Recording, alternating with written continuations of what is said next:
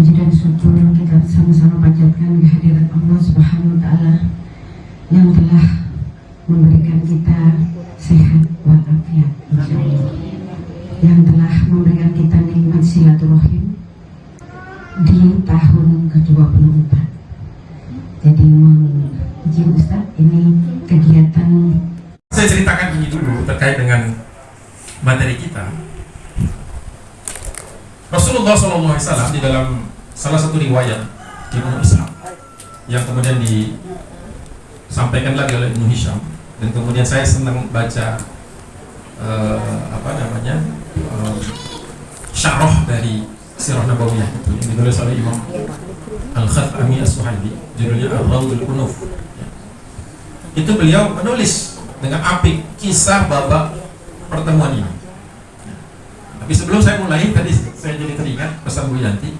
Ini yang menarik, ini yang di dalam kurung, yang jarang dikupas.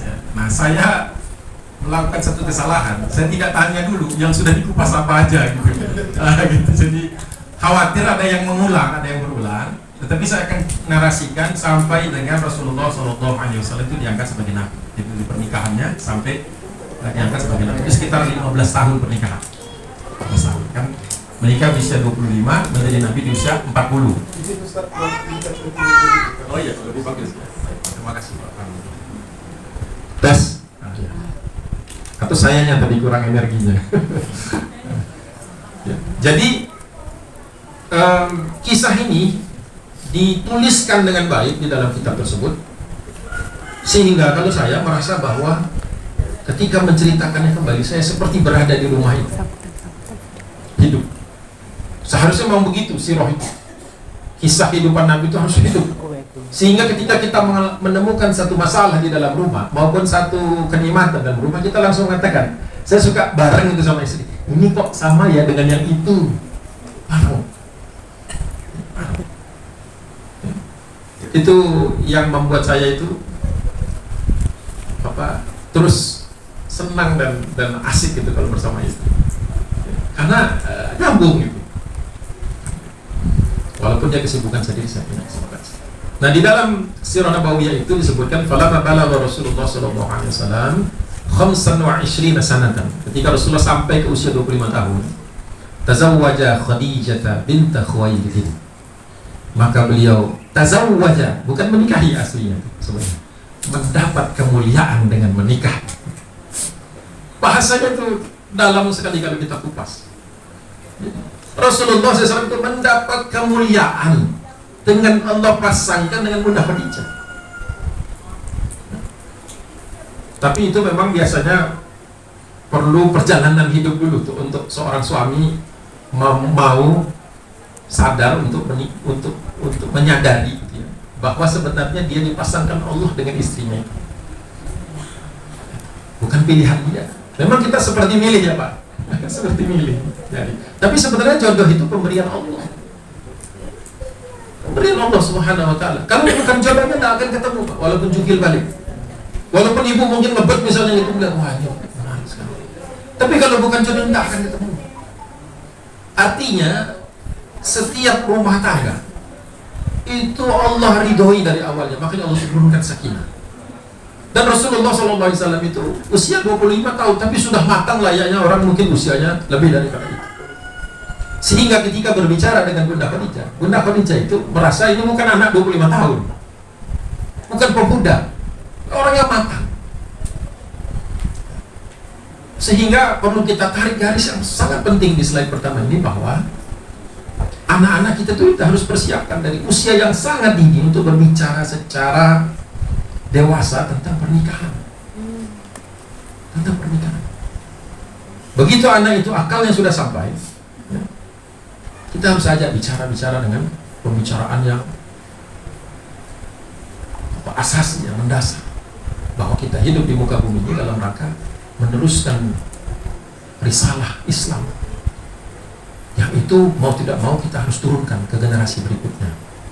Dan pernikahan itu menjadi suci ketika tujuannya bukan semata-mata karena cinta salah satu faktor.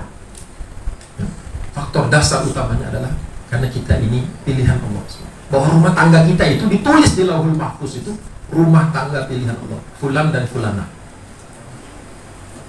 Kalau tidak seperti itu, maka kita akan temukan kisah-kisah, cerita-cerita di mana rumah itu lebih banyak struggle, lebih banyak permasalahan-permasalahan yang terus keluar dan muncul, terus dan keluar dan muncul, yang tidak kita temukan dalam pernikahan Rasulullah SAW dengan Bunda Khadijah.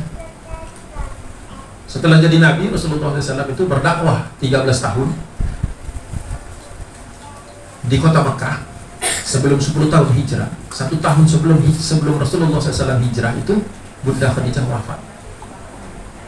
Itu ketika wafat sampai ditulis di dalam sejarah sebagai Ammul Huzni, tahun kesedihan.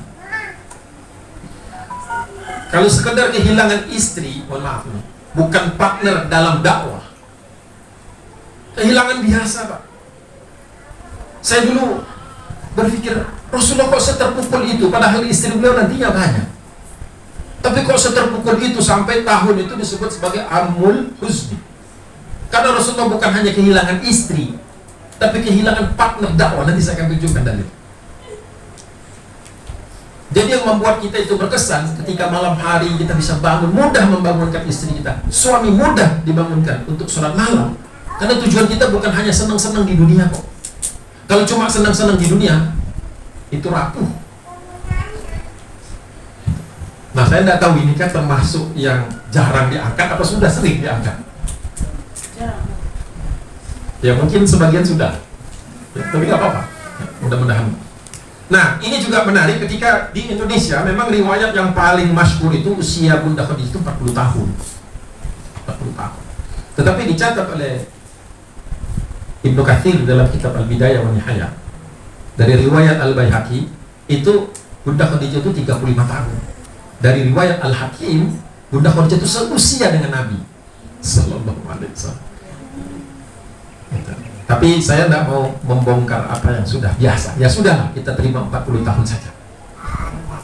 40 tahun saja. Ya.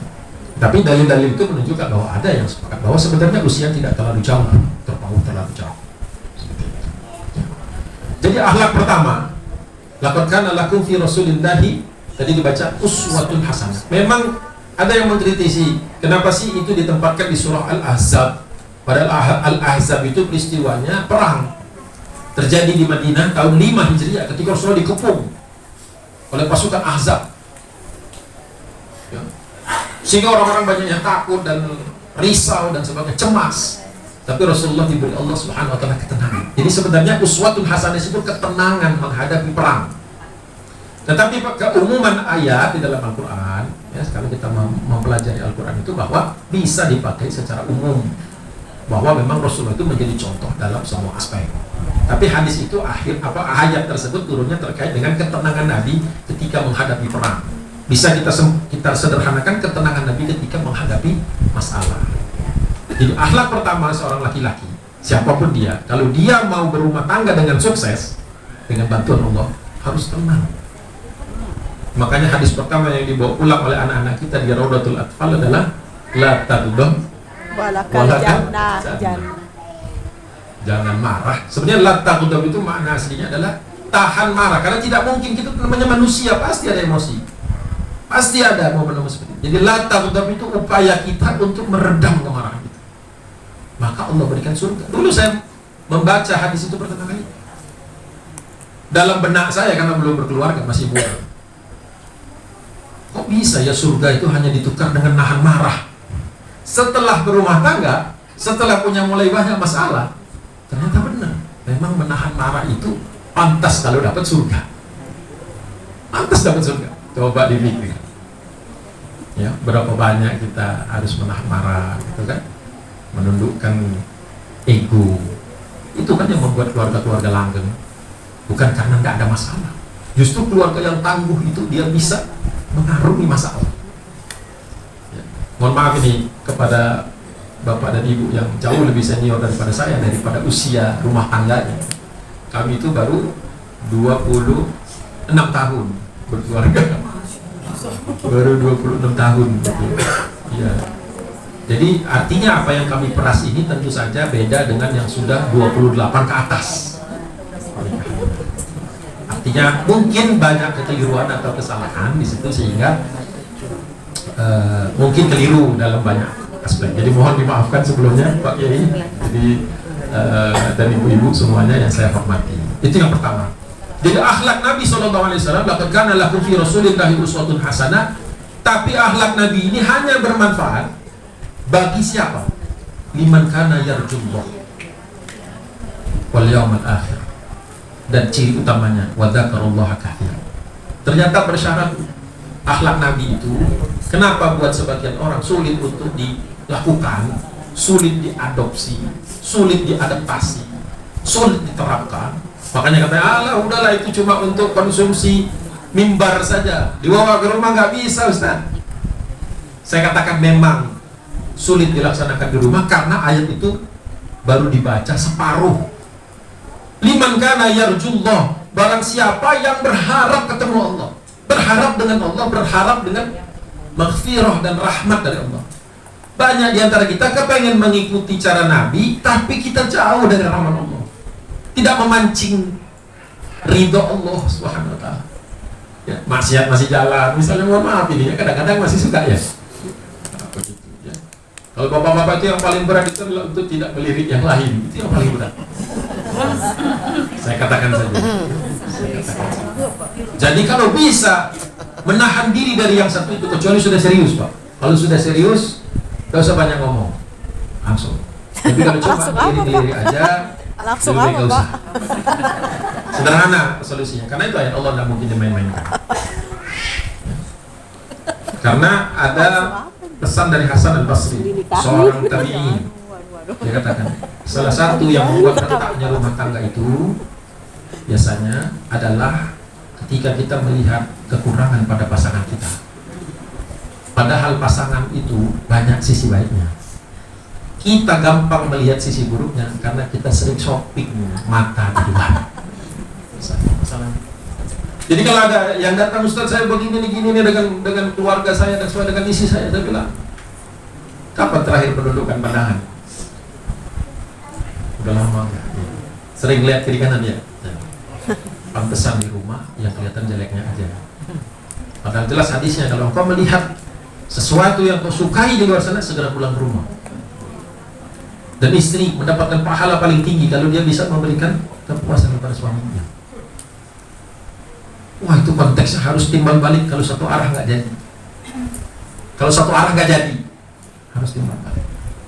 Rasulullah SAW sampai dengan wafatnya Bunda Khadijah, bahkan ketika hendak menikahi Saudah bintu Zam'ah dan Aisyah binti Abi Bakrin As-Siddiq radhiyallahu anha, itu didorong sama sahabat loh. Nanti saya jelaskan kenapa didorong. Jadi kalau bicara Bunda Khadijah tadi sudah disinggung oleh Pak Nasruddin ya, cuma satu aja yang dibahas Ustaz. Cuma Bunda Khadijah aja yang dibahas nih, yang 9, yang 8 gimana gitu kan? Mau langsung bahas Maria Kiptiah.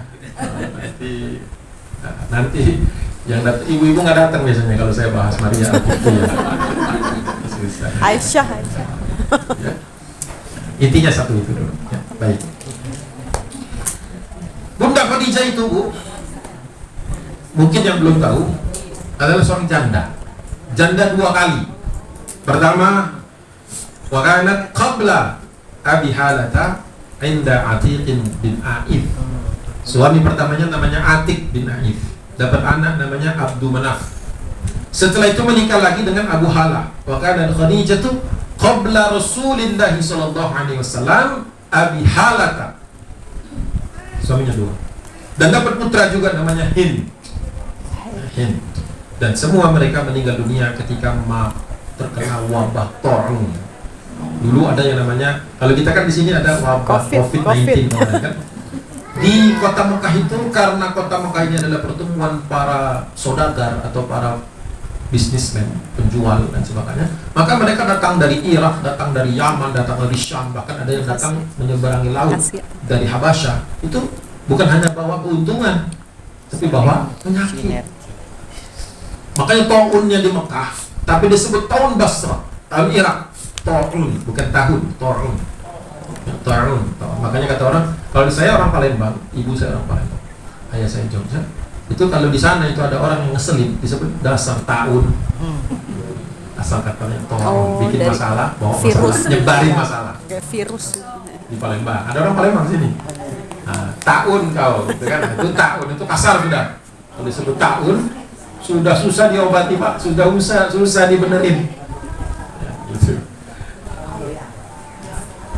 Jadi terkena wabah taun dan meninggal dunia.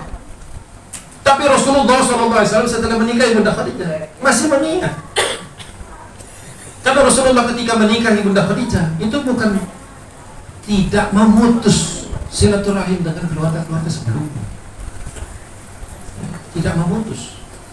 Walaupun Bunda Khadijah sudah sepenuhnya memberikan perhatian kepada baginda Nabi SAW, tapi Rasulullah punya hati yang besar. Punya hati yang besar. Saking besarnya itu urusan umat masuk juga, urusan sendiri masuk di situ, urusan akhirat, urusan dunia masuk semua. Kalau kita kadang-kadang hati ini kurang besar, sehingga urusan rumah aja nggak kuat. Gimana mau nampung urusan rumah?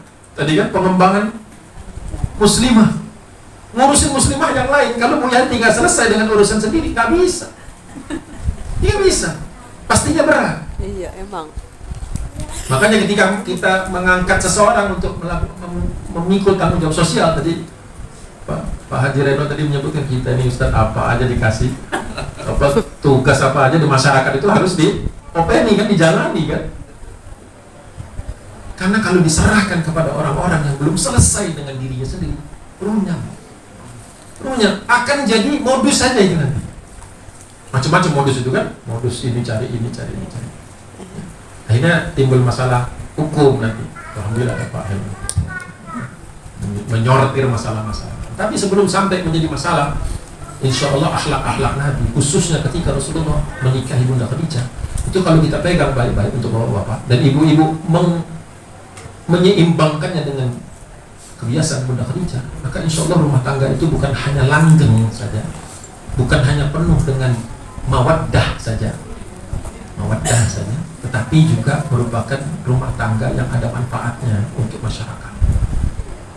Itu yang lebih besar lagi yang harusnya kita lakukan. Nah, ketika menikah dengan Bunda Khadijah, deskripsi dari Ibnu Hisham, wa kanat Khadijatu bintu Khuwailid imra'atan tajiratan dza syarafin wa malin. 3 karakter besar Bunda Khadijah. Yang lain udah beres nih, Kita tahu Bunda Khadijah ini adalah seorang perempuan yang unik di zaman jahiliyah ketika orang bergelimang dengan dosa, dengan maksiat. Bunda Khadijah itu memang sudah Allah siapkan kesuciannya, tidak bercampur dengan kebobrokan moral pada saat itu untuk Nabi. Tidak mungkin Allah pilihkan pasangan terbaik ini dari orang yang tercemar. Itu kalau itu biasanya saya kalau di kajian yang lain saya langsung arahkan kepada bagaimana kita membesarkan anak-anak, mendidik anak-anak dalam Islam, bahwa anak kita itu harus kita siapkan kesuciannya, laki maupun perempuan, karena kita akan bertemu dengan orang tua lain yang juga menjaga kesucian anaknya supaya ketemu startnya paling bagus. Bahwa saja nanti ada hambatan ini dan itu kehidupan, tapi kita harus siapkan dengan persiapan. Tapi karena bukan ke arah sana, saya akan menyoroti 3 hal ini tadi. Bahwa beliau adalah imra'atan tajiratan, pebisnis yang handal. Tapi bukan hanya jago cari duit. Dzatu syarafin, bisa menjaga marwahnya, bisa menjaga harga dirinya. Kan kalau sekarang apa? Saya dari sudah lama tidak menggunakan SE, dulu marketing. Saya tahu ilmu menjual. Makanya ada SPG kalau jualan mobil. Apa hubungannya mobil dengan perempuan-perempuan setengah berbusana? Biar laku, ya kan? Dan sekarang pun produk-produk tertentu disampaikan oleh laki-laki yang kelihatan maskulin, gitu kan? Ya, ibu-ibu pasti mau ngelirik-lirik juga pastinya. Kalau tidak ada kekuatan iman. Semua kita punya peluang yang sama untuk melakukan ya. Jadi dzatu syarafin berarti beliau itu memiliki kontrol yang baik. Orang kaya itu Pak, Kita tahulah kalau yang namanya maksiat itu makin tinggi kadarnya, makin perlu duit. Ya kan? Mau maksiat yang lebih hebat lagi perlu dana. Sedangkan ibadah, kecuali umroh, itu nyaris hampir semuanya gratis. Tapi kenapa manusia mengejar yang berbayar itu? Artinya Bunda Khadijah itu punya harta untuk menikmati metropolitannya Mekah, tapi beliau tidak dapat. Beliau tidak keluar kecuali untuk hal yang sangat mendesak, dan keluar selalu ada yang menemani. Dan nanti ketika bertemu dengan Nabi SAW, itu gayanya menarik, itu gayanya itu lewat jarak jauh. Tidak pernah sekalipun Rasulullah SAW dengan Bunda Khadijah itu misalnya berduaan di samping Ka'bah misalnya gitu, tawaf bareng gitu ya. Luar biasa kesucian. Itulah sakinah yang dimaksudkan di dalam sakinah, mawaddah, warahmah. Kita mulainya start suci, start bersih. Kalau nggak bersih, tidak sakinah, berat sekali. Ketenangan itu berat. Nanti kita berjuang mawaddah itu kan, yang satu kurang kita bantu, yang satu kurang saling bantu, sampai Allah turunkan rahmat.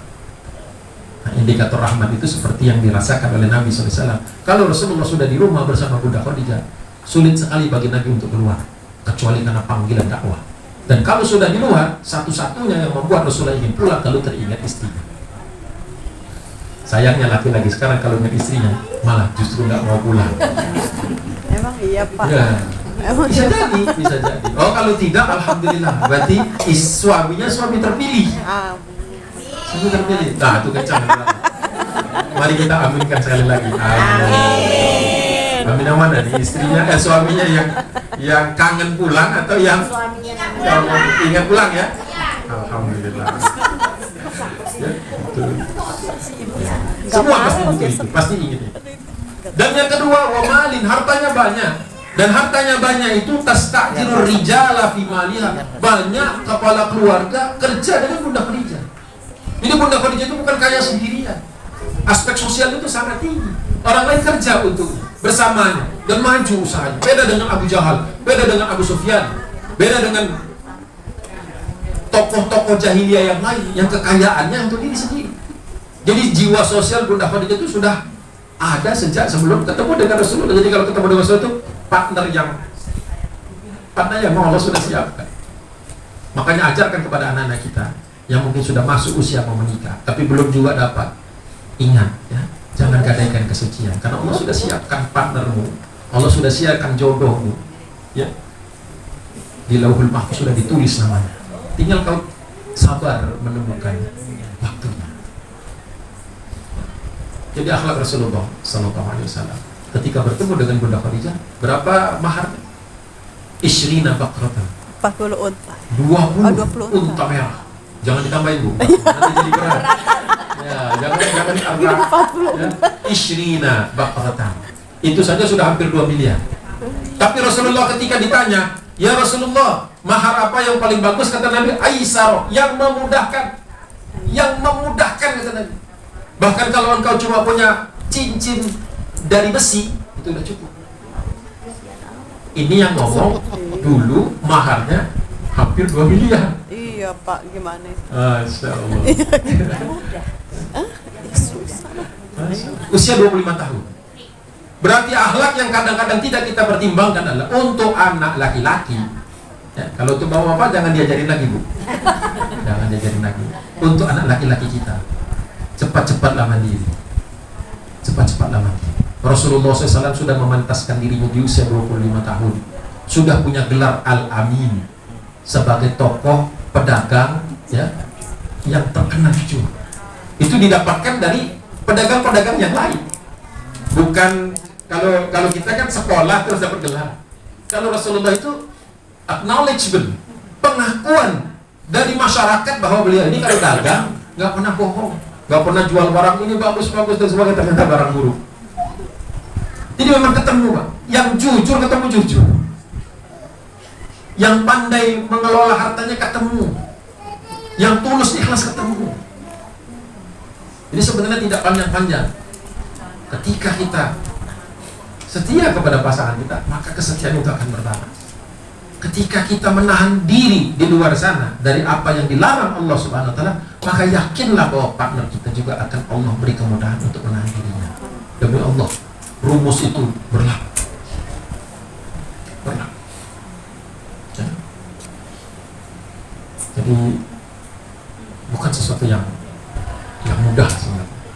Tapi kalau kita lakukan, Allah tidak akan sia-siakan. Wa tudaribuhum iyyahu bi syai'in taj'aluhu lahu. Bahkan beliau terkadang ada pedagang-pedagang skala kecil mendatang menghadap Bunda Khadijah. Bunda Khadijah mau memberangkatkan kafilah dagang yang besar. Boleh nggak kami ikutan? Modal cuma segini. Ayo. Mutarabah, ayo. Mana? Siapa lagi? Jadi ketika rombongan bisnisnya Bunda Khadijah berangkat itu, yang doain bukan hanya sesama pedagang. Kalau sesama pedagang bisa jadi doanya mudah-mudahan gagal gitu kan, bisa jadi. Tapi yang mendoakan begitu banyak orang karena yang turut serta di dalam dagangan itu. Jadi si jiwa sosial itu luar biasa. Dan Rasulullah SAW ketika menikah dengan Bunda Khadijah melihat itu sebagai nilai-nilai positif. Bisa gitu dari rumah.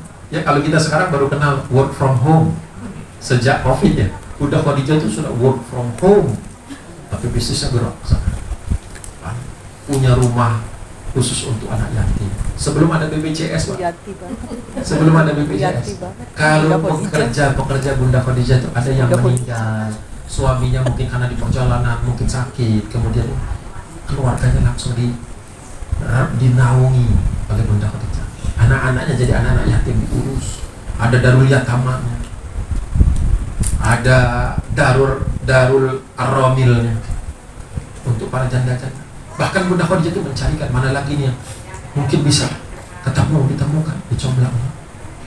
Jadi beliau itu bukan hanya ngurus hartanya saja, tapi ngurus masyarakat.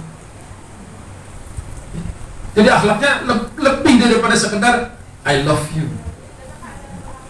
Bukan lebih daripada sekedar candlelight dinner. Yuk kita makan bareng yuk di dekat Ka'bah. Nggak ada begitu. Tahu nggak kapan Rasulullah jalan-jalan bersama Bunda Khadijah? Hanya satu catatan. Ketika Rasulullah menjelang dapat wahyu. Nah, jadi banyak orang yang mengira bahwa Rasulullah SAW itu, saya loncat sedikit karena waktu juga. Rasulullah SAW kita tahu dapat wahyu pertama kali di Gua Hiro. Tapi banyak yang tidak tahu bahwa di Gua Hiro itu Rasulullah sudah beberapa kali ke sana, bukan baru pertama kali. Dan setiap kali Rasulullah ke Gua Hiro itu dibekalin dan kadang-kadang ditemenin oleh Bunda Khadijah. Hadisnya masyhur bahwa di malam menjelang turunnya wahyu, Bunda Khadijah itu nemenin sampai ke Gua Hiro, tapi karena sudah gelap, tidak pantas bagi seorang perempuan pada waktu itu, maka turun ditemani oleh orang-orang yang dipercaya dari keluarga. Turun. Makanya Bunda Khadijah waktu itu nunggu-nunggu, kok belum pulang juga. Hadisnya masyhur bahwa Rasulullah ketika pulang itu telat. Bunda Khadijah sudah khawatir karena suaminya ini tepat waktu. Nah, sebelum sampai ke sana saya tadi skip satu slide. Ketika Bunda Khadijah mendengar kisah tentang atau mendengar reputasi lebih tepat, mendengar reputasi tentang Rasulullah Muhammad SAW sebelum jadi Nabi usia 25 tahun, masih muda. Yang sampai kepada Bunda Khadijah itu banyak sekali. Tapi yang dari yang banyak itu hanya 3 yang menarik hati Bunda Khadijah. Yang pertama, min sidqi hadithihi wa idhami amanatihi wa karami akhlaqihi. Apa 3 itu? Kata kuncinya udah kedengeran tadi. Akhlak. Ya, min sidqi hadithihi. Perkataan yang pembicaranya jujur, tidak pernah bohong, Pak.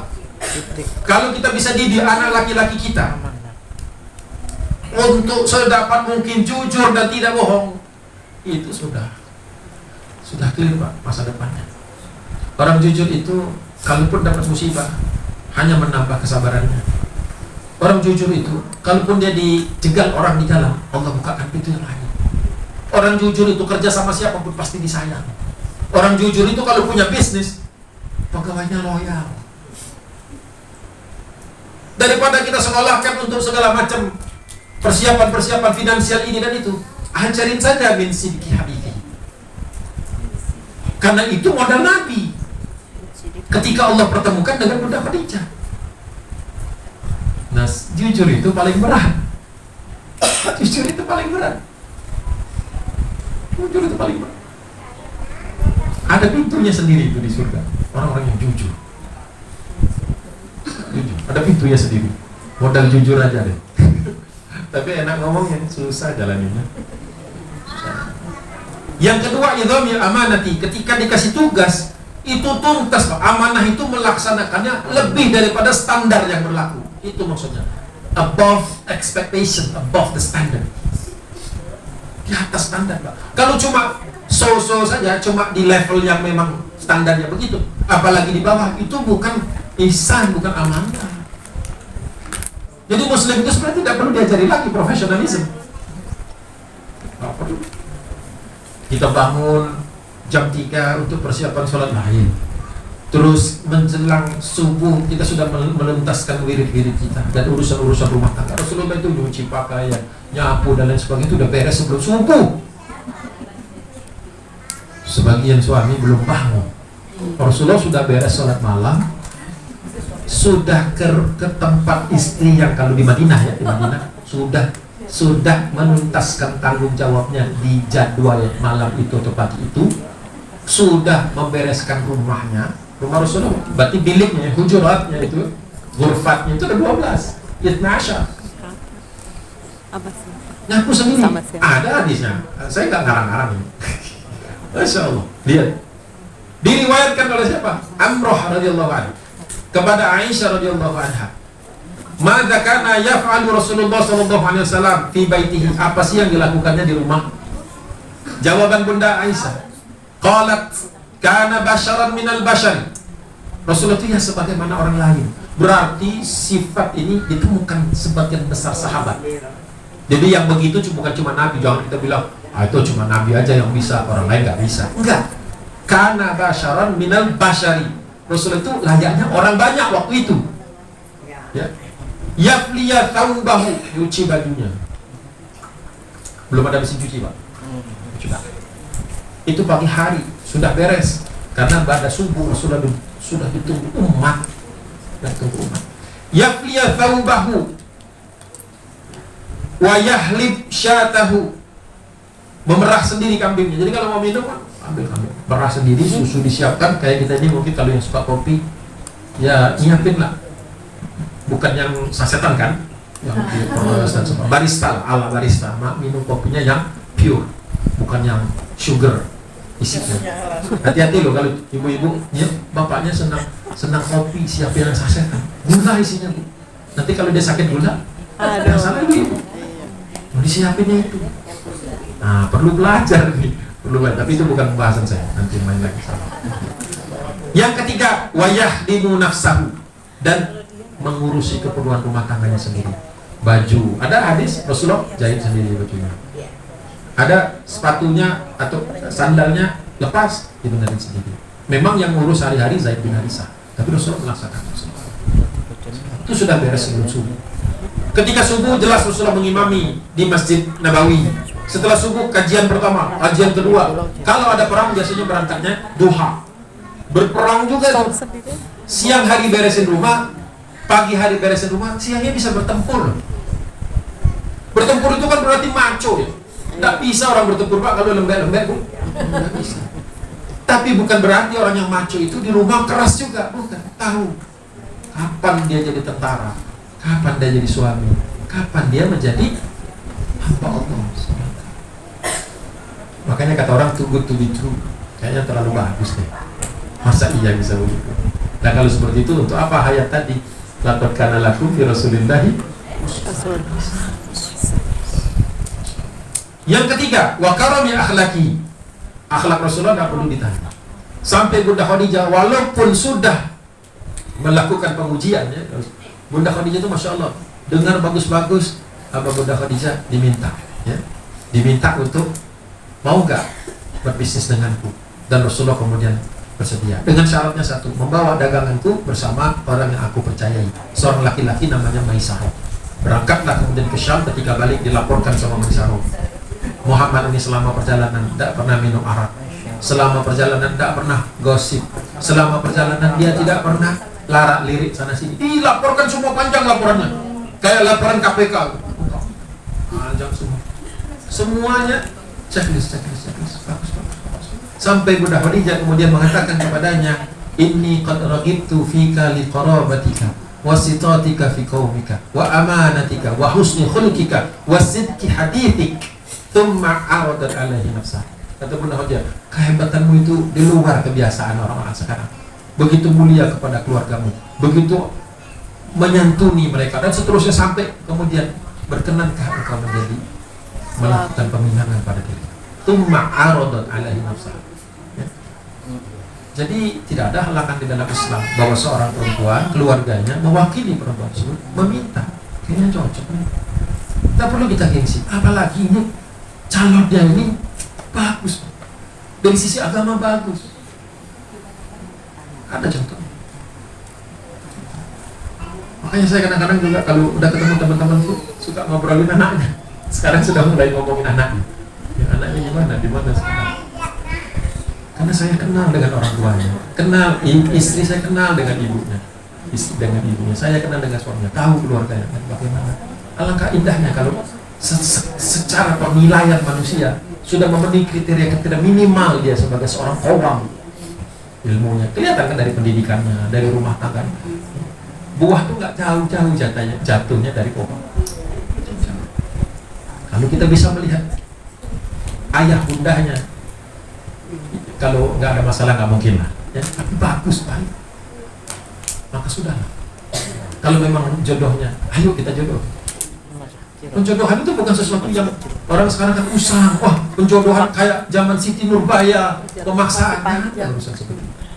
Kalau kebaikannya kita harus cerita. Bahkan itu merupakan salah satu kewajiban orang tua. Mohon maaf, saya masih ada waktu berapa menit? 10:30, berarti saya berhenti aja di sini ya. Karena ada 15 menit untuk tanya jawab, atau ada waktu sendiri tanya jawab. Baru tanya jawab. Oh, 15 menit berarti ya. 15 menit lagi. Jadi ibu-ibu yang saya hormati, bapak-bapak yang saya muliakan. Jadi sesungguhnya akhlak Nabi SAW itu umum sebenarnya. Gak ada yang spesial-spesial amat. Tapi sekarang kelihatan spesial karena banyak yang nggak menjalankannya. Iya. Jadi bukan sesuatu yang out of ordinary, bukan sesuatu yang aneh. Iya, jadi aneh karena sekarang banyak orang ninggalin. Jujur itu kan ya, semua orang jujur. Senang nggak kalau ada orang jujur? Senang kan? Berbisnis dengan orang jujur senang nggak? Senang. Tapi kok banyak orang nggak mau jujur? Hanya nuntut orang lain jujur, tapi diri enggak. Jadi sebenarnya sederhana. Jujur, amanah, akhlak. Tiga itu. Kalau ada, saya sering ngulang, kalau ada yang anak jujur, amanah, dan akhlaknya bagus, udah jadiin mantu aja. Masalah nanti dia belum kerja dan sebagainya. Allah itu buka pintu-pintu. Allah itu tidak akan menutup bagi anak-anak yang memang calon suami istri yang memang betul-betul ingin mencari keridhaan Allah. Tadi kuncinya apa? Liman kana yarjullah wal yawmal akhir. Siapa yang menanti-nanti hari akhir? Saya tanya, kelompok manusia mana yang menanti-nanti hari akhir? Yang senang dengan ganjarannya. Kalau orang banyak dosa, banyak maksiat, takut dia, takut. Mati aja takut. Karena takut siksa. Ya kan takut kan? Kalau orang baik dikasih mati sekarang, siapa? Bukan berarti dia sok sombong, sudah beres, bukan. Karena dia tahu hari demi hari dia siapkan. Jadi Muslim itu ada orang yang berani hidup, tidak takut mati. Itu. Jadi bukan orang yang berani mati, takut hidup. Hajarkan anak kita, selama kau masih hidup, berusaha, berikhtiar maksimal. Nanti kalau datang kematian, ya, Allah akan permudah urusan. Selamat tadi, jujur, amanah, akhlak. Jujur, amanah, akhlak.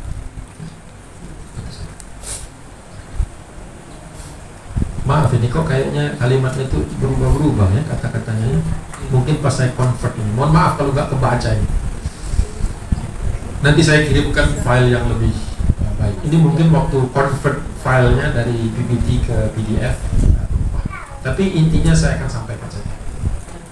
Ketika Rasulullah SAW turun dari Gua Hiro, bertemu dengan Jibril alaihissalam, menyampaikan 5 ayat pertama dari surah Al-Alaq, Iqra' bismi rabbikal ladzi khalaq, sampai ke rumah Bunda Khadijah. Itu dalam keadaan menggigil. Walaupun Allah SWT sudah menyiapkan Rasulullah dengan berbagai macam persiapan, tapi menggigil. Sampai-sampai Bunda Khadijah bertanya, "Ya Abul Qasim, ya Abul Qasim, aina kunta? Dari mana engkau?"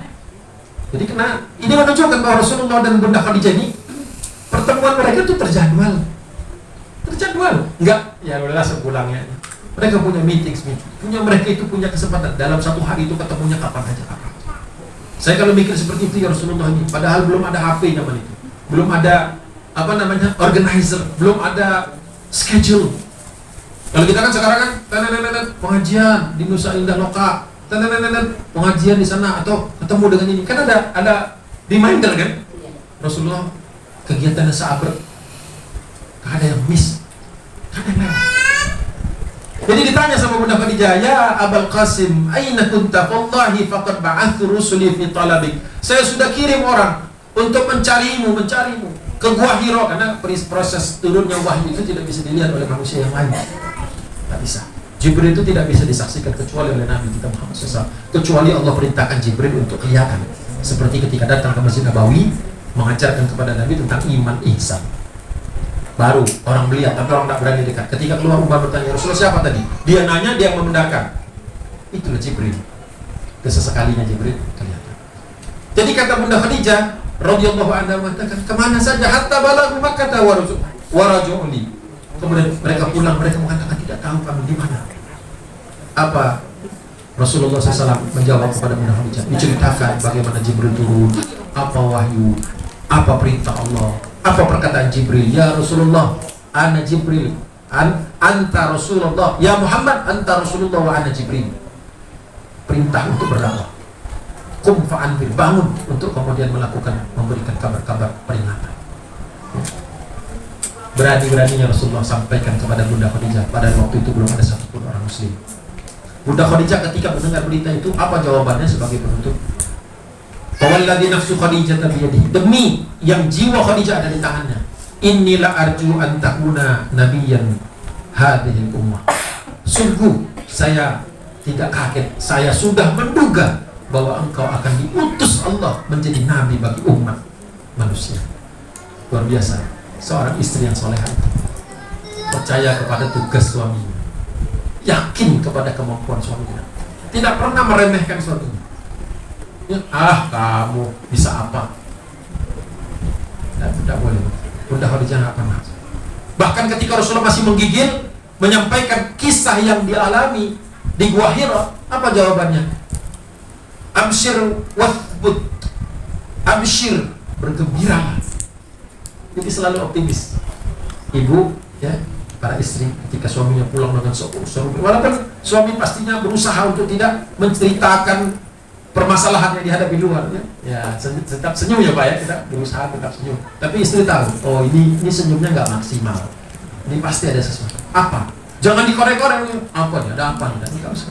Abshir wathbut, bergembira, tenang aja.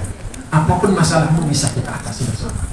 Wathbut, kabar bersama, optimis bahwa Allah pasti kasih solusi. Barulah kemudian Bunda Khadijah mencari tahu, bertanya dengan orang-orang lain, sampai kemudian beliau sendiri akhirnya menerima Islam dan menjadi muslimah, menjadi muslim, seorang muslim pertama, yaitu seorang muslimah yang menerima dan percaya kepada kenabian Rasulullah SAW. Jadi keluarga yang baik, keluarga yang harmonis, payungnya itu adalah ridha Allah, payungnya itu adalah misi dakwah, bukan sekedar cinta. Cinta boleh di bawahnya lagi, boleh ya, mawaddah yang boleh di bawahnya, kehidupan dunia, ketenangan dunia, ya, terpenuhinya nafkah-nafkah, silakan di bawahnya lagi. Itu tentu saja yang membuat kita lebih lama. Tapi yang paling atas, ketika semua hilang, cinta bisa hilang nggak? Bisa. Kemapanan bisa hilang nggak? Bisa. Harmonis, cerita-cerita yang indah-indah pernah bisa hilang? Bisa, apalagi dari pihak ketiga. Tapi apa yang nggak mungkin hilang? Ridho Allah. Jadi pegangan paling kuat itu bukan cinta, karena cinta bisa berkurang kalau nggak dirawat. Bukan fasilitas suaminya, karena itu bisa hilang. Bukan ketampanan juga, karena ketampanan bisa hilang, kecantikan juga bisa hilang walaupun sudah dirawat. Tapi kalau payungnya ridho Allah, sama-sama bekerja untuk saling mengantar, saling membersamai sampai surganya Allah, itu tidak pernah hilang. Mungkin dia sudah berubah, mungkin tambah keriput, mungkin apa, mungkin kekayaannya tidak sebanyak dulu, mungkin mesranya agak sedikit berkurang karena usia, mungkin ada sakit-sakit. Tapi kalau jelas atasnya kita saling bimbing, saling rangkul untuk sampai kepada ridhonya Allah, kekayaan, cinta yang melekat itu tidak jadi masalah. Karena yang penting itulah akhlak utama lakana lakum fi Rasulillahi uswatun hasanah. Sekali lagi saya bukan mengajari bapak dan ibu yang jauh lebih dahulu memulai rumah tangga, hanya berbagi sebagian apa yang saya rasakan dan apa yang saya baca. Sekali lagi mohon maaf kalau ada yang kekurangan, termasuk tadi slide yang tidak optimal. Nanti akan saya kirimkan yang lebih baik lagi. Billahi taufiq wal hidayah, wallahu muwaffiq li aqwamit thoriq. Assalamualaikum warahmatullahi taala wabarakatuh. Warahmatullahi wabarakatuh. Waalaikumsalam. Perkenalkan, nama saya Farida Analia dari Pakudaya. Dalam beberapa hadis Rasulullah SAW disebutkan bahwa pekerjaan rumah tangga adalah kewajiban suami. Saya mau tanyakan, apa tugas suami di rumah menurut Islam? Terima kasih. Selanjutnya. Oke, berikutnya. Ada lagi nggak? Kedua, silakan. Ada yang mau nanya lagi? Ada. Ini ibu anak ya? Oh, ya. Ibu berdiri ya ibu. Assalamualaikum warahmatullahi wabarakatuh. Terima kasih kepada ibu panitia yang telah memberikan kesempatannya kepada kami untuk bertanya. Perkenalkan sebelumnya kami Ibu Ana dari Adena yang ingin kami tanyakan kepada Ustaz. Mudah-mudahan ini ada keterkaitan dengan apa yang disampaikan temanya Ustaz. Apa tingkat keutamaan mana yang lebih tinggi di antara qanaah dan bersyukur? Terima kasih, itu aja yang kami tanyakan. Assalamualaikum warahmatullahi wabarakatuh. Ya, sesi yang ketiga dengan Ibu Nelvi, silakan bertanya. Assalamualaikum warahmatullahi wabarakatuh. Waalaikumsalam warahmatullahi wabarakatuh. Pak Ustadz ceritanya sangat menginspirasi. Mudah-mudahan saya Nelmi dari Nusa Indah Loka. Dan mudah-mudahan benar persepsi saya ini dari perjalanan ke keluarga Nabi dan Khadijah, terlihat di situ mereka punya satu tujuan, dakwah itu sangat kuat.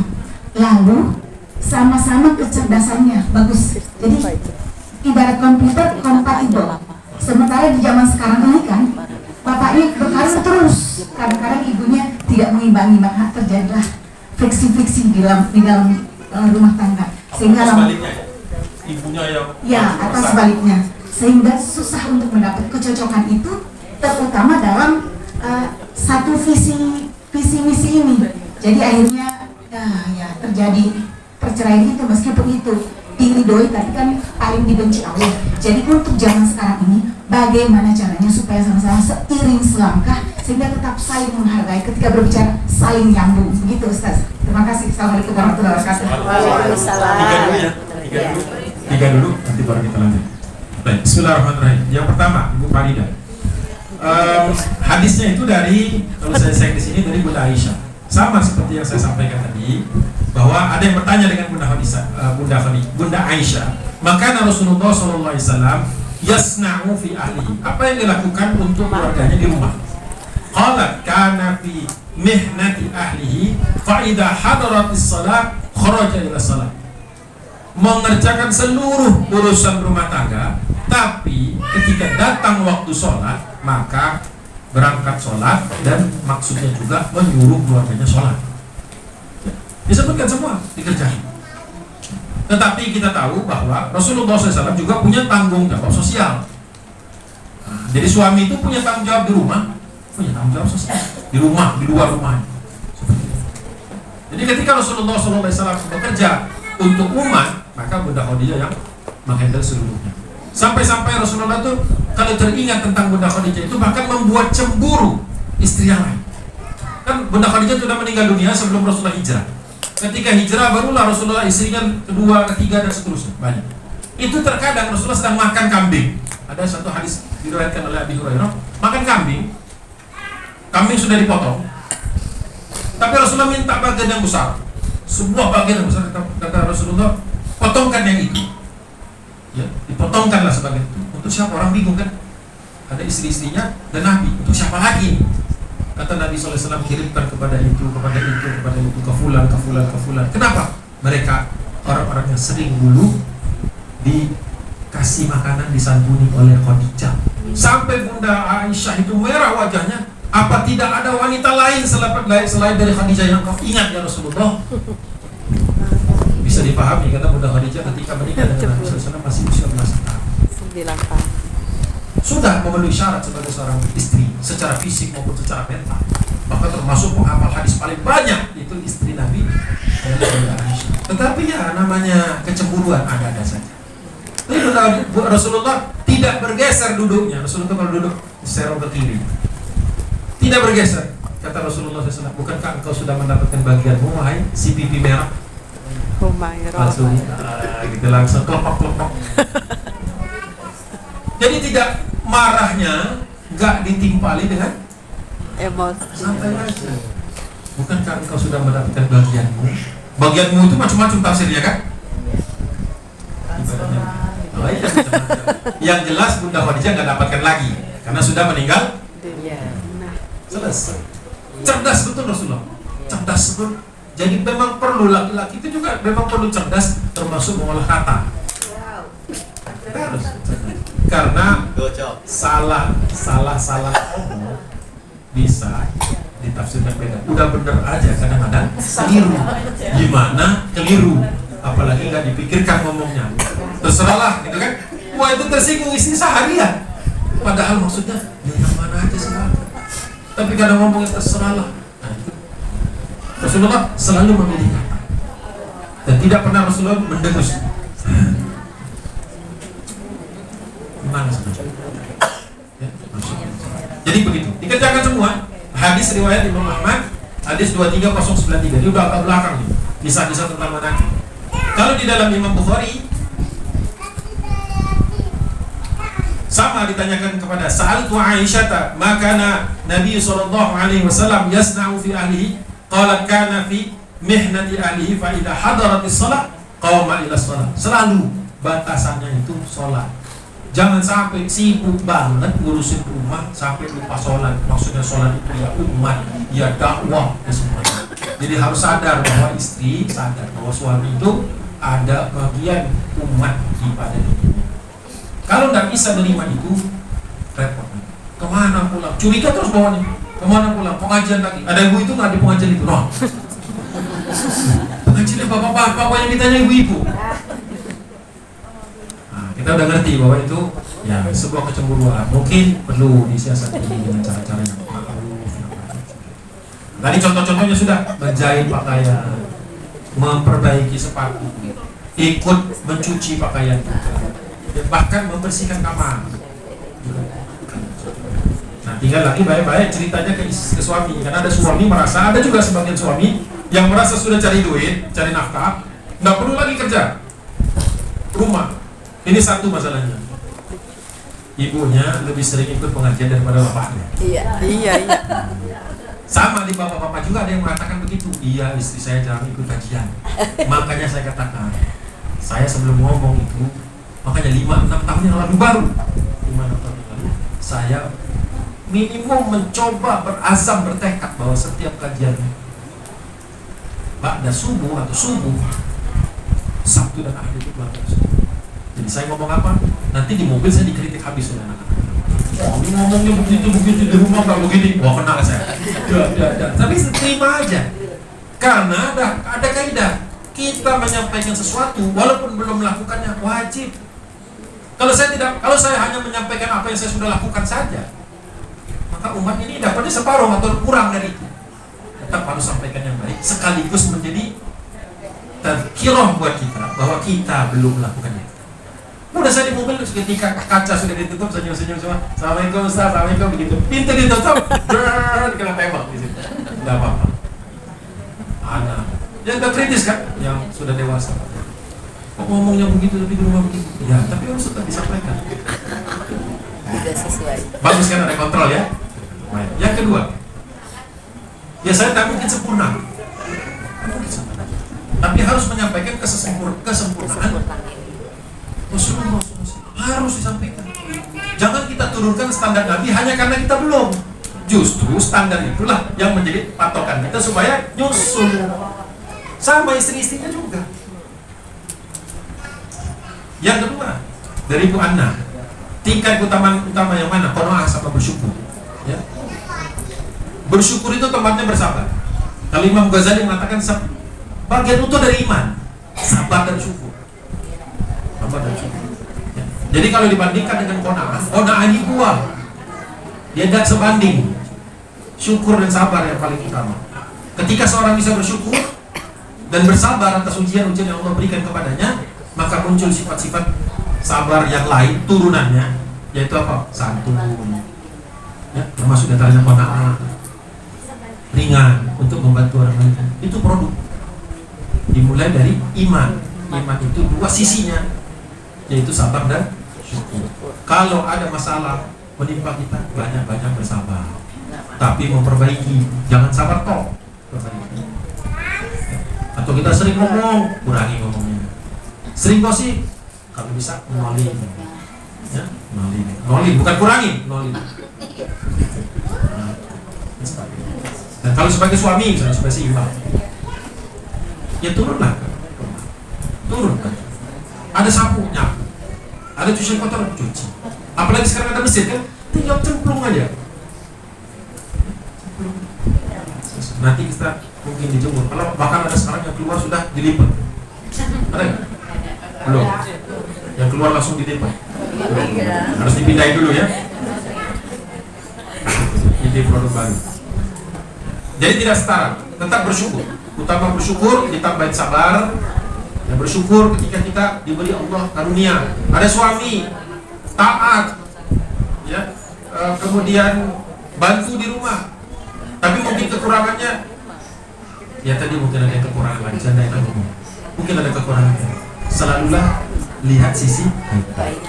Makanya sakinah, kan orang mengatakan kan mendoakan semoga sakinah, mawaddah, warahmah. Sakinah itu kalau memulai rumah tangganya karena Allah, itu dapat sakinah otomatis. Kalau bukan terpaksa dan ini lama ketemu sakinah, ketenangan. Setelah ketenangan, fase kehidupan ini kan naik turun gitu. Itu dihadapi dengan mawaddah, menumpahkan kasih sayang, saling menghargai. Nanti produknya di ujung ya, di ujung bisa 2 tahun, bisa 10 tahun, bisa 40 tahun, bisa nggak pernah ketemu. Kalau tidak sungguh-sungguh, ujungnya tuh rahmah. Rahmah itu hadiah dari Allah Subhanahu wa Ta'ala. Apa salah satu ciri rahmah ada di dalam satu rumah tangga? Ketika suami atau istri melihat pasangannya, selalu yang kelihatan sisi bagusnya. Kalau belum dapat rahmah, masih mencoba, masih up and down, itu biasanya kelihatan jeleknya. Oh saja yang kelihatan jelek, bagusnya nggak kelihatan. Masih berjuang. Ya semangat. Insya Allah semuanya sampai rahmah. Kalau enggak di dunia, mudah-mudahan di akhirat. Jadi husnuzon kepada Allah Subhanahu wa Ta'ala, berprasangka baik kepada Allah Subhanahu wa Ta'ala. Yang ketiga dari Bu Nelmi, satu tujuan kecerdasannya, visi bagaimana sekarang supaya bisa selangkah. Satu,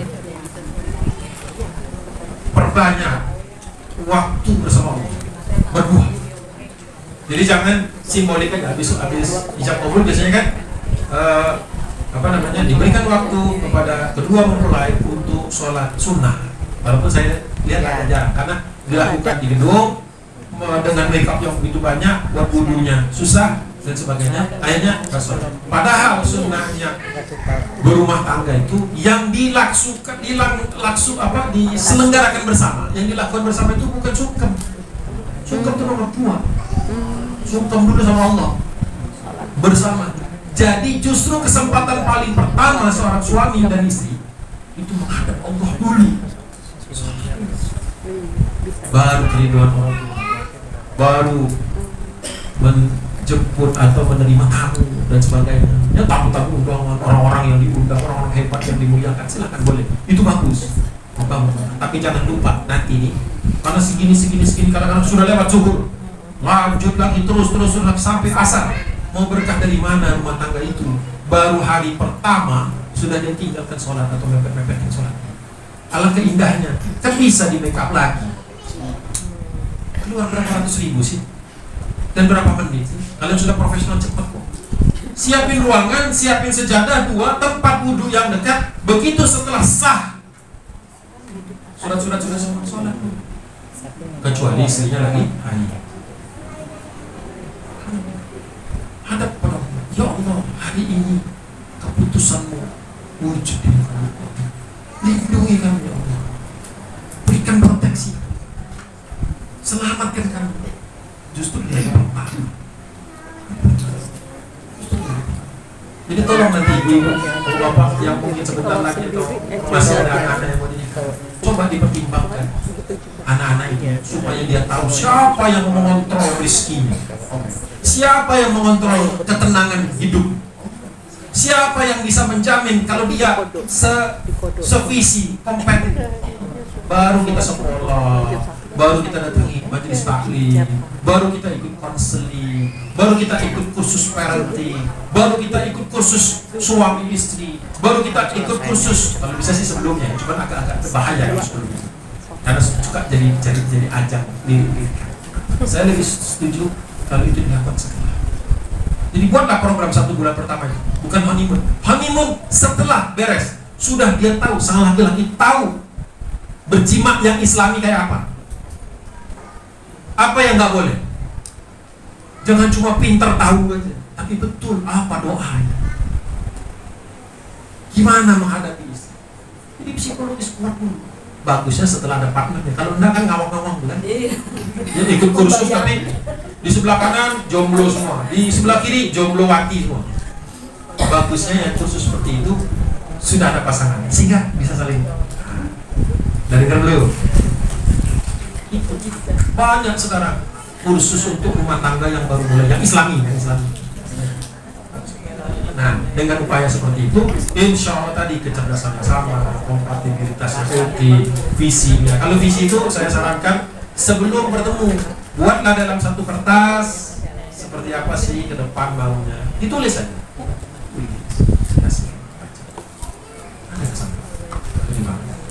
Jangan kaget nanti pas ketemu. Selangkah dan seterusnya perjuangan untuk mawaddah sampai nanti Allah turunkan rahmat. Kita semua di sini mudah-mudahan sudah dapat rahmat. Bukan murahmah, dapat rahmat. Cirinya apa yang paling utama? Ketika ketemu suaminya atau suami ketemu istrinya, yang dilihat gampang dilihat selalu sisi bagusnya. Kalau belum, berjuanglah. Itu kira-kira 3 soal. Masih mau apa lagi? Boleh? Boleh. Silakan. Baik, untuk ibu-ibu yang bertanya, ya, dengan ibu. Saya Novianti Nurmala mau nanya.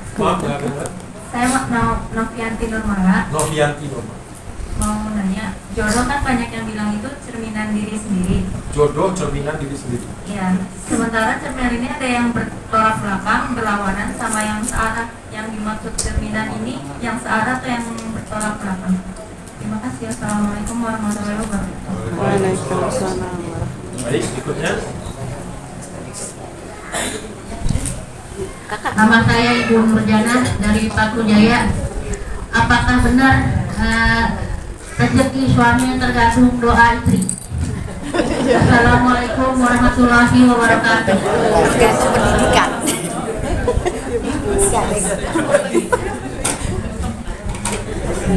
Assalamualaikum warahmatullahi wabarakatuh. Waalaikumsalam. Saya Kami dari Valencia. Yang kemarin Pak Jen buat tetap. Saya berdiskusi dengan suami.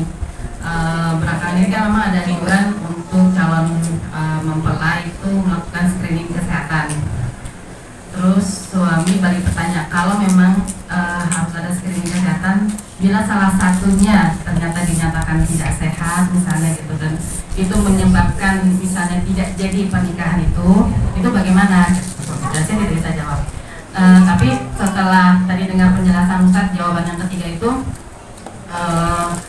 bahwa pembinaan selama sebulan ya, artinya mungkin orang tua masih kecampur tuh ya Ustadz, dalam pernikahan anak yang baru menikah gitu ya, jadi pikirnya segala macam. Tadinya saya pikir itu diberikan sebelum menikah gitu. Jadi saya sama suami selalu berencana nanti kita panggil Ustadz, kita panggil calon mantu kita gitu kan, dia dibekali bikin gitu lah. Tapi sudah dapat jawabannya dari Ustadz bahwa itu bisa dilakukan selama 1 bulan pasca pernikahan. Tapi untuk screening kesehatan sendiri bagaimana Ustadz? Terima kasih. Ya. Makin berat nih, makin ke belakang. Kayaknya mau dihentikan soal-soal. Masya Allah, barakallah. Bagus soal-soal yang berat, karena ada beberapa soal yang bisa jadi membuat saya terdorong untuk membaca kembali. Jadi biasanya saya melengkapi buku itu ya berdasarkan permasalahan yang saya temui. Jadi nggak apa-apa. Yang nggak bisa nanti saya jawab, tidak bisa. Atau itu belum tahu. Ada yang mengatakan jodoh adalah cerminan diri sendiri. Ini bisa cerminannya baik maupun buruk. Cermin ini memantul, kadang kelihatan yang fisiknya, tapi kadang kelihatan batin. Jadi jangan juga tertipu dengan yang fisik. Ketika kita melihat sesuatu, kayaknya cocok, bagus, tapi belum tentu. Karena seseorang itu tidak selalu tertarik hanya karena fisik. Bahkan justru ketertarikan paling kuat itu dalam Islam itu ketertarikan ruhiyah. Tadi ketika Bunda Khadijah melihat 3 hal, ya, min sidqi hadithihi wa idhami amanatihi wa karami akhlaqihi, ada fisik. Fisik jadi bonus itu di situ. Rasulullah tampan, rupawan, badannya bagus gitu, orangnya giat, semangat, mencari nafkah yang giat, pendakwah yang ya tetap butuh ya support dari istri, tapi yang kuat. Itu bonus. Walaupun kita tahu karena Rasulullah kan menjadi suami dari Bunda Khadijah itu ya sebelum jadi nabi. Tapi potensi kebaikan itu sudah ada.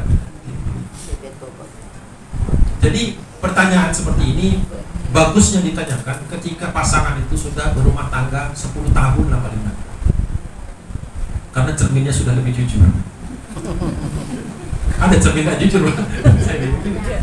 Karena cermin kan dia baru 1 hari, bagus-bagus saja yang dilihat, makeup masih lengkap, ya kan, pakaian masih wangi.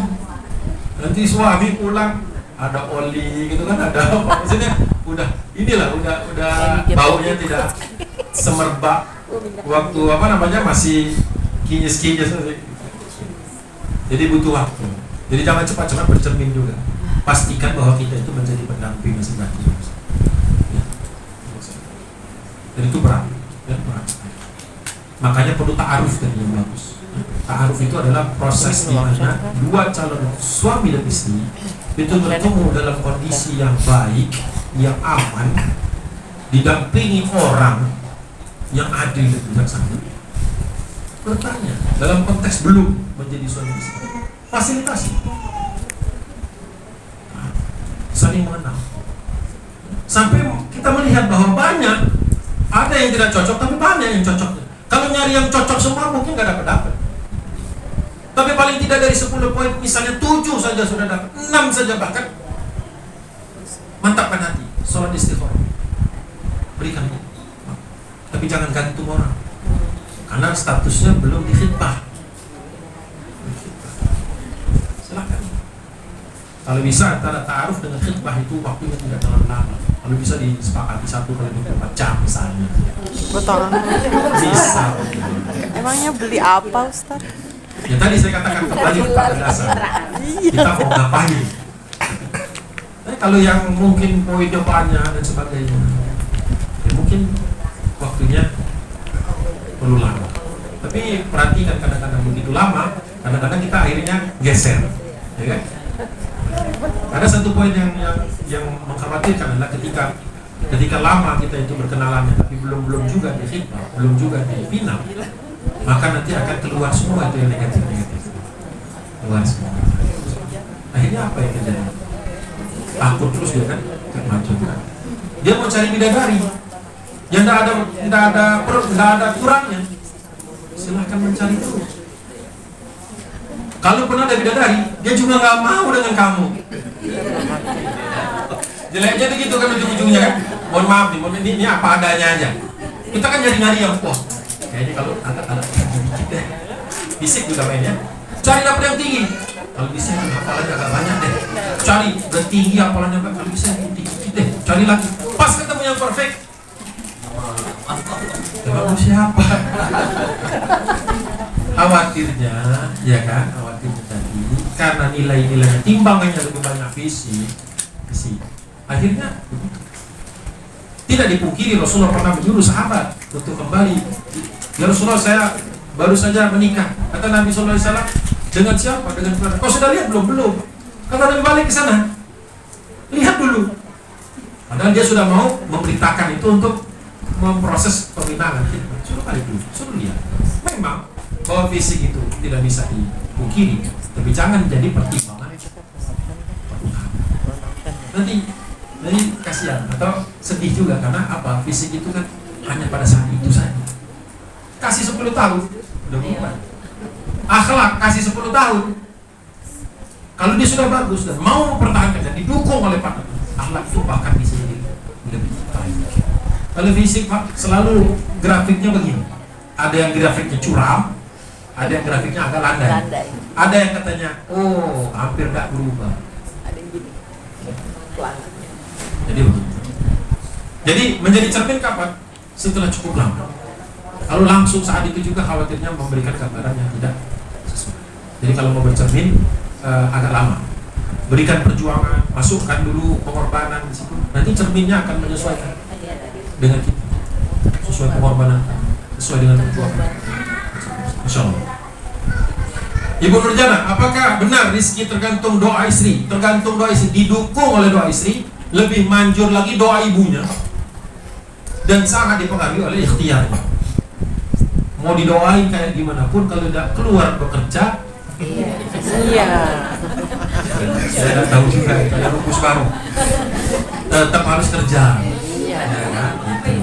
Jadi yang lebih utama, makanya seorang istri maupun seorang suami harus jaga hubungan dengan mertuanya dengan bagus. Ini yang paling berat, mungkin lebih berat lagi, mungkin setara beratnya dengan mencocokkan dengan pasangan adalah menerima orang tuanya. Tapi bisa dijamin orang yang bagus hubungannya dengan mertua itu lempeng Pak, macam-macam dapatnya, masya Allah. Yang saya temukan keluarga-keluarga sakinah mawaddah dan saya lihat turun rahmah, itu rata-rata orang tuanya dijaga, mertuanya ridho, dan cerita-ceritanya tidak seperti telenovela, film-film. Selalu ibu mertua itu, bapak mertua itu kalau nggak bagus banget, jahat banget, ekstrim. Makanya banyak nonton. Jangan banyak nonton. Mending ngaji, baca Quran. Ya, pusing otak nanti. Suuzon nantinya. Suuzon, berprasangka buruk. Akhirnya pas mau menikah lihat ibunya begitu, kok cantik. Nah, ibunya nggak mau nikah dengan kamu. Nikah mana aja kan? Nanti diperbaiki. Tapi kok ini nyap-nyap terus. Iyalah, makanya jangan lama-lama di rumah mertua indah. Segera, walaupun kontrak, segeralah ke tempat yang mandiri. Nanti rezeki itu akan dibuka oleh Allah Subhanahu wa Ta'ala. Jadi, apakah rezeki suami dipengaruhi sama istri? Sangat, tapi bukan satu-satunya. Jadi kalau istri berdoa, mantap. Ibunya berdoa, lebih cepat lagi. Ya. Tapi kalau dia nggak kerja, seret juga. Harus tetap kerja. Insyaallah. Saya yakin Bu Nurjana sepakat itu ya. Jadi, dan jangan lupa lagi, rezeki itu juga dipengaruhi oleh pekerjaan atau profesi yang halal. Banyak orang menafsirkan rezeki itu hanya banyak jumlahnya saja.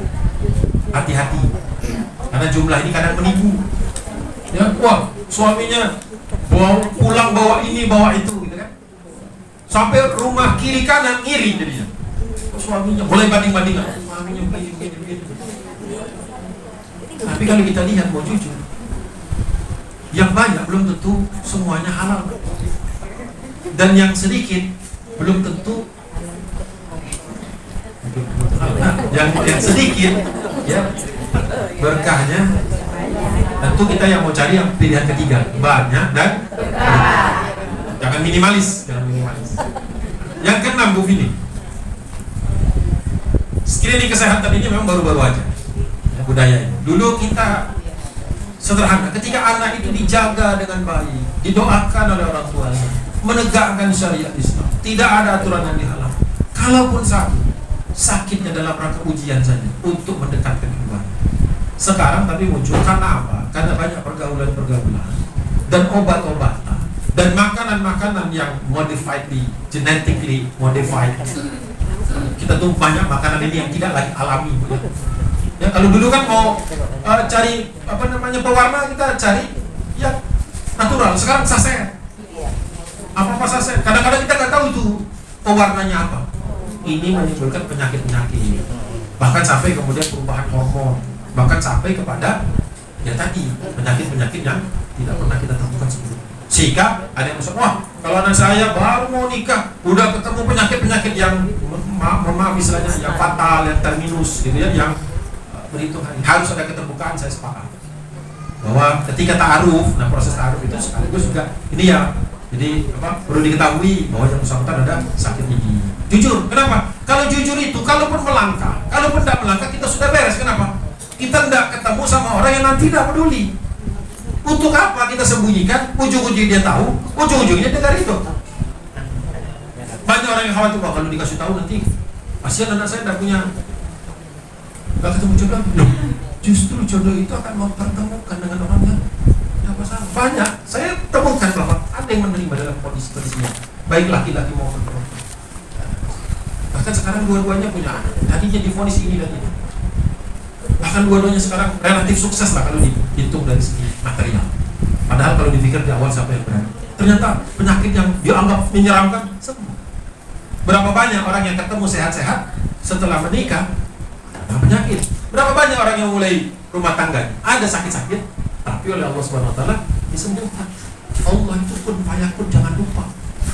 Makanya saya katakan tadi, yang paling tinggi, yang paling final itu adalah cari ridho Allah. Itu kalau mau berkehendak orang miskin jadi kaya mendadak, orang kaya bisa jatuh miskin, orang sehat bisa sakit berat, orang sakit berat bisa sembuh, tentu dengan ikhtiar. Ya. Jadi jangan hanya karena begitu kita takut, berarti kita tidak yakin kepada Allah. Jadi tekankan juga screening test ini hanya salah satu saja. Kalau memang diperlukan dan diminta, tidak masalah. Kalaupun kelihatan anak kita sakit ini tidak masalah. Kita justru ingin menemukan orang yang siap. Itu lebih baik daripada orang yang mampu tapi kemudian dia tidak terima. Kan tidak enak kita ketemu menantu yang lalu ketemu itu ngambek terus, sayang rugi nikah macam-macam maunya, nggak enak, nyakitin kuping. Mending sebelumnya aja nggak jadi daripada. Jadi kalau menurut saya boleh. Kalau mau sebelum boleh kan? Tadi ada pertanyaan kedua, boleh nggak sebelumnya? Boleh. Tapi saya katakan tadi kalau sebelum itu dia ngawang-ngawang ngambang, boleh untuk wawasan boleh.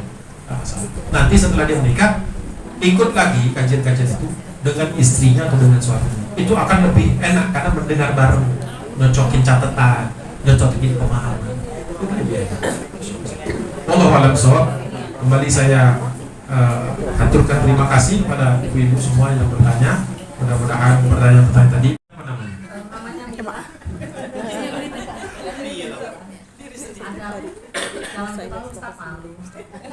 Ustaz, kalau seandainya ini rumah tangga yang mau ada buat rumah, kalau ada pasangannya Ustaz, kalau seandainya dia janda atau duda, apakah rahmat itu bisa tetap hadir atau bagaimana kita menghadirkan rahmat itu di dalam rumah tangga walaupun pasangan tidak lengkap?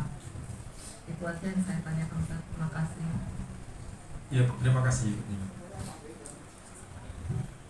Bahwa takdir Allah itu kan jodoh, bertemunya jodoh dan berpisahnya itu termasuk takdir yang harus diterima. Berpisahnya seseorang itu bisa karena keputusan manusia, ya, karena manusia itu kan fa'alhamaha fujuraha wa taqwaha. Dia boleh ngambil jalan yang fujur maupun bisa memilih jalan yang mendekatkan dia kepada takwa. Manusia itu dikasih pilihan dan dia harus hidup dengan konsekuensi dari pilihan. Ada juga yang dipisahkan karena ya kehendak Allah Subhanahu wa taala, yaitu kematian. Ketika seseorang sudah tidak berumah tangga lagi, ada kisah dari seorang tabi'in. Setelah dia bercerai dengan istrinya, ditanya sama orang, apa sih keburukan istrinya itu kok sampai diceraikan? Apa jawabannya? Dia masih istri, baru proses perceraian, belum selesai iddah.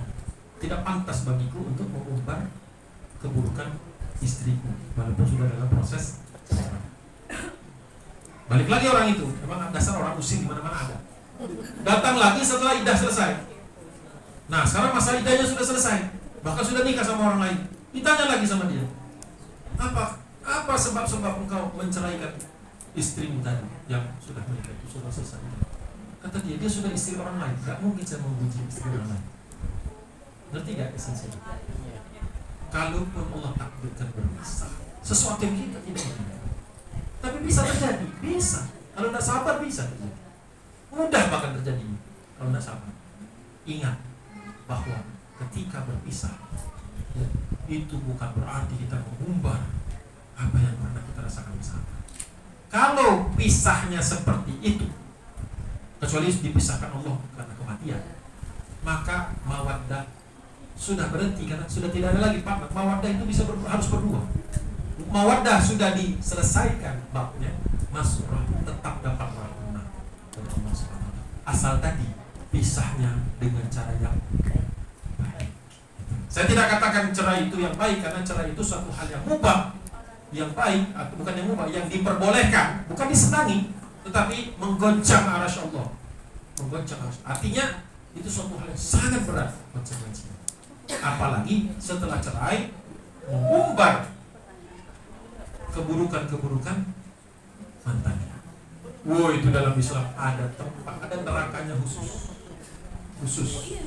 Jadi kalau kita lihat apa namanya, banyak kan artis-artis ya biasanya.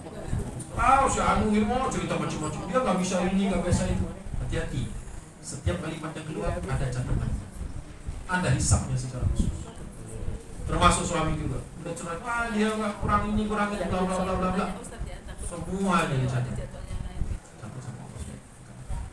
Jadi ketika sedang dalam ikatan rumah tangga, jaga. Ketika sudah lepas pun tetap harus dijaga. Wah, dia duluan begini, masa saya nggak balas? Sekarang saya tanya, pembalasan manusia itu bisa setimpal nggak? Kalau Allah yang memberikan balasan, pasti adil. Serahkan sama Allah. Saya enak dong, dia sudah ngomong begini, baru keluar dari pengadilan langsung bilang bla bla. Masa saya diam saja? Saya mau buka juga dia. Percayalah sama Allah SWT. Kalau tutup itu, orang nggak percaya, bisa hilang. Atau kalaupun masih berkembang, serahkan kepada Allah SWT. Biar Allah, ya Allah, saya serahkan kepada malam hari itu, saya serahkan kepada bagaimana mengurusnya. Allah akan urus. Dan kita nggak ada campur tangan kita. Tangan kita bersih. Nanti waktu menghadap Allah SWT di padang mahsyar kan, tangan bersih lebih apa? Tangan bersih lebih. Walaupun keinginan kita pasti males, pasti begitu. Makanya panggilan Allah itu mesra sekali sebagai penutup ya. Panggilan Allah orang masuk surga apa? Ya ayyuhan nafsul mutmainnah irji'i ila rabbiki radiyatan mardiyah fadkhuli fi ibadi wa dakhuli jannah. Ingat tadi, masa kita tidak mau masuk surganya Allah dengan tenang, dengan panggilan yang paling mesra ya? Ya orang yang sudah berlalu, setiap orang ada di hidup kita berlalu, ada alasan pasti. Dia bersama kita ada alasannya, dia pisah dari kita juga pasti ada alasannya. Allah yang maha tahu, kita serahkan semuanya. Kelihatannya lemah di muka bumi, tapi sesungguhnya itulah yang paling kuat. Membalas itu ringan. Membalas itu ringan. Biar yang membereskan ini, yang menguasai langit dan bumi. Tidak ada kok saya nggak ngomong apa-apa. Loh, kamu aib saya ke muka, kamu pasti percuma. Saya bukanya. Oh ternyata terbuka. Oh ternyata Allah lebih tahu kapan bukanya. Oh tenang Pak, posisi kuat. Posisi kuat. Posisi yang ridho. Saya waktu itu habis waktu. Oh, bukan. Masih ada satu lagi. Gimana? Aku sih, boleh nggak? Bersemangat Ustaz. Boleh nggak sih? Boleh. Saya ngikut panitia saja. Iya, oke. Maksimal 10. Iya. Satu saja ya. Iya, Ini iya. the last one ya. Dua sih Ustadz, gak apa-apa ya 2 ya. Soalnya dua. Soalnya dua, anaknya 2, jadi 4 soalnya. Iya silakan. Iya, terima kasih sebelumnya Ibu Panitia dan juga Ustadz atas waktunya yang sudah diberikan. Saya Farida dari Gardenia Loka. Jadi kan ya saya sih memang masih minim pengalaman di dunia pernikahan ya Ustadz ya. Terus pertanyaan saya adalah kan tadi ada juga Ustadz tadi bilang ibunya yang lebih suka pengajian gitu, sedangkan bapaknya lebih suka di rumah gitu Ustadz ya. Contoh. Iya, dan ya tapi nyata gitu.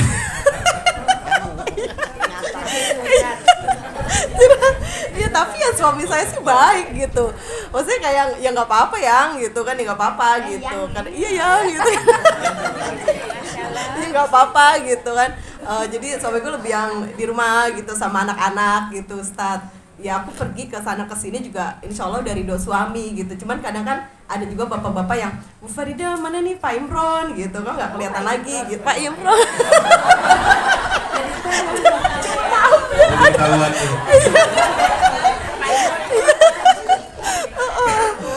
Iya Pak, gantian lagi ngomong anak misalnya gitu kan. Tapi suami saya sih baik gitu Pak. Nah terus itu pertanyaan pertama juga, saya pengen juga suami saya ikutan juga gitu Pak acara-acara gitu sama Pak Anas, sama Pak Reno gitu kan ya. Karena nggak mau.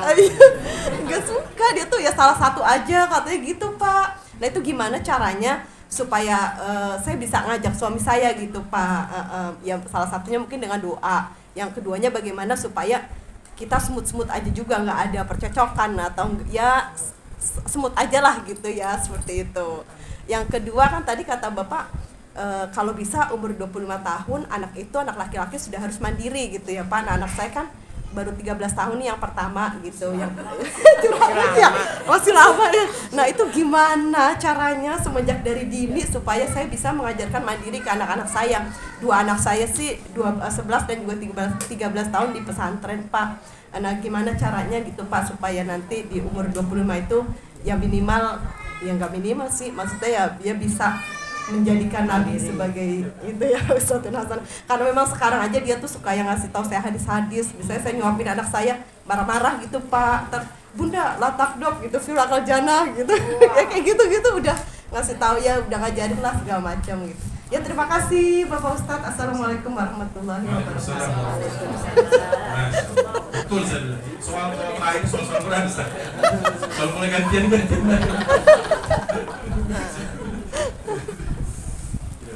Saya merenung dulu sebentar. Berat. Tadi WA. Ya, intinya sebenarnya bukan masalah dia ikut kajian atau tidak, tetapi memang dia mendapatkan asupan ilmu sesuai dengan keperluan dan kebutuhan. Dia sering nonton YouTube Pak, sampai tidur aja tuh pakai headset YouTube Pak. Kajian bener. Berarti Kajian. Ya mungkin ini tipikal manusia yang ada yang tidak suka rame-rame. Iya kayaknya. Kan ada yang begitu. Iya. Tapi selama dia tetap mengaji, Iya dia ngaji. tapi bagus juga dia punya teman-teman pengajian dari kalangan bapak-bapak. Iya, jarang. Nah, itu artinya. Artinya kita melihat bahwa suami siapa tadi? Kalau Sabtu Minggu Imron. kalau Ya. ya. Bu Imron. Pak Taruh Imron Pak, ini saya matiin YouTube-nya dulu deh Pak. Oh, iya. Ya. Sebelum kita bacakan surat Al-Fatihah, kebetulan ada salah satu jamaah kita Bapak Hidayat sekarang ini sedang dirawat di rumah sakit dan SPI ya, karena habis pulang umroh jadi terkena COVID. Karena itu marilah kita membacakan surat Al-Fatihah mobil khusus Bapak Hidayat. Mudah-mudahan Allah segera mengangkat penyakitnya. Al-Fatihah.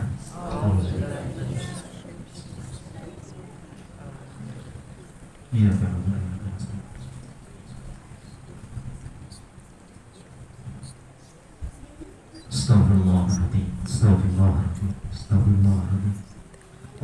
billahi minasyaitonir rajim. Bismillahirrahmanirrahim. Alhamdulillahirabbil alamin. Hamdan syakirin, hamdan na'imin, hamdan yu'afi ni'mahu wa yukafi mazidah. Ya Rabbana lakal hamdu kama yanbaghi li wajhika. Allahumma salli wa sallim ala sayyidina Muhammad wa ala ali sayyidina Muhammad. Ya Allah, Tuhan yang Maha Benar, Maha melihat, Maha menyaksikan setiap pertemuan kita. Jadikanlah pertemuan ini penuh dengan berkah dan rahmat dari-Mu ya Allah. Allahumma ya Allah, Engkau Tuhan yang kami Maha Pencipta, Engkau Tuhan kami yang Maha Memelihara, Engkau Tuhan kami yang Maha Pengasih, Engkau Tuhan kami yang Maha Penyayang, Engkau Tuhan kami yang Maha Baik, Engkau Tuhan kami yang Maha Lembut. Karuniakanlah kepada kami kelembutan-Mu ya Allah. Allahumma ya Allah, tidak ada satu kebaikan yang kami rasakan dalam hidup kami ini kecuali atas anugerah dan ridho-Mu ya Allah. Ya Allah, ampunilah sebusuk apapun hidup yang pernah kami jalani, sekelam apapun masa lalu kami. Ampunilah segala kemusyrikan, kemunafikan kami ya Allah, segala perbuatan hina, nista sering kami lakukan dan Engkau tutupi ya Allah. Ya Allah, ampunilah kami ya Allah, yang sering berburuk sangka kepada-Mu ya Allah, sering kecewa terhadap takdir-Mu ya Allah, sering berkeluh kesah kepada makhluk-Mu ya Allah, jarang bersabar, jarang bersyukur kepada-Mu ya Allah. Ya Allah, karuniakanlah kepada kami, mudahkanlah untuk bermaksiat ya Allah, jauhkanlah ya Allah. Ampunilah kezaliman kami, jadikanlah umur kami yang tersisa ini selalu dekat dengan-Mu ya Allah. Ya Allah, ya Rabb, ampunilah dosa-dosa segala kedua orang tua kami ya Allah. Lapangkanlah di dalam kuburnya ya Allah. Terimalah amal ibadahnya Allah, terimalah amal ibadahnya Allah. Ya Allah, ya Rabb, terimalah segala doa-doa kami ya Allah. Allahumma inna nas'aluka salamatan fid dunya wal akhirah, wa afiyatan fil jasadi, wa afiyatan fil ilmi, wa barakatan fil rizqi, wa tawbatan qabla al-maut, wa tawbatan qabla al-maut, wa tawbatan qabla al-maut. Allahumma hawina lina fi syakaratil maut, wa najita minan nar wa afuwa minal hisab. Rabbana la tuzligh qulubana ba'da idh hadaytana wa hab lana min ladunka rahmatan innaka antal wahhab. Rabbana atina fid dunya hasanah wa fil akhirati hasanah wa qina adzabannar wa qina jannata ma'al abrar. Ya Aziz, ya Aziz, ya Aziz, ya Ghaffar, ya Rabbal Alamin. Subhana rabbika rabbil izzati amma yasifun, wassalamu ala mursalin, walhamdulillahi rabbil alamin. Assalamualaikum warahmatullahi wabarakatuh.